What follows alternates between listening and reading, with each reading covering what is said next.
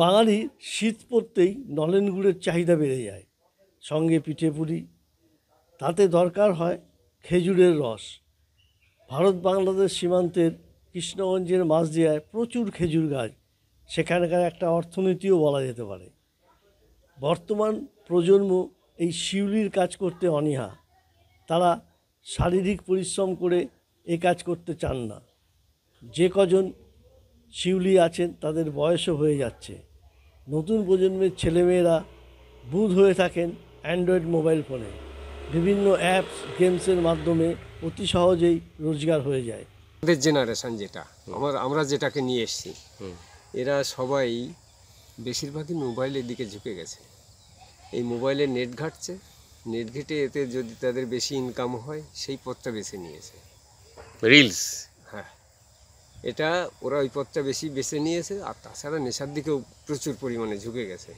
এখানে এই পরিশ্রম করে আমি হয়তো সারাদিনে 600-700 টাকা ইনকাম করব, ওরা এই পরিশ্রম করবে না, 2 ঘন্টার মধ্যে 700, 1000, 1200 ইনকাম করে সেটা নেশার মধ্যেও ফেলছে। আর সব ছেলে ঠিক নয়।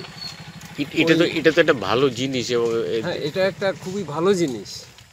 এই যে জিনিসটা যেটা আমি বলতে চাচ্ছি, এটা আমার পরে আর কে করবে না করবে সেটা আমি ঠিক বলতে পারবো না। দেখুন, এই শিউলির কাজটা করতে গেলে পরে প্রচুর পরিমাণ কায়িক পরিশ্রমের প্রয়োজন হয়। আগেকার যে সমস্ত মানুষজন তারা প্রচুর কায়িক পরিশ্রম করত।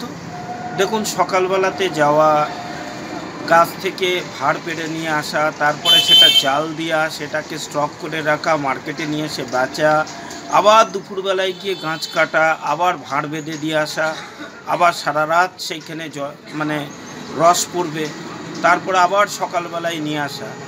কিন্তু নতুন প্রজন্মের ছেলেপিলেরা একটু শিক্ষিত হয়েছে, প্রথম কথা। দ্বিতীয়ত হচ্ছে তারা এখন হাতে এই অ্যান্ড্রয়েড মোবাইল ফোন পেয়ে গিয়ে তারা সেই মোবাইলের গেম খেলতে ব্যস্ত। গেমের মাধ্যমে টাকা রোজগার করব, কায়িক পরিশ্রম করব না, অল্প খেটে বেশি রোজগার করব।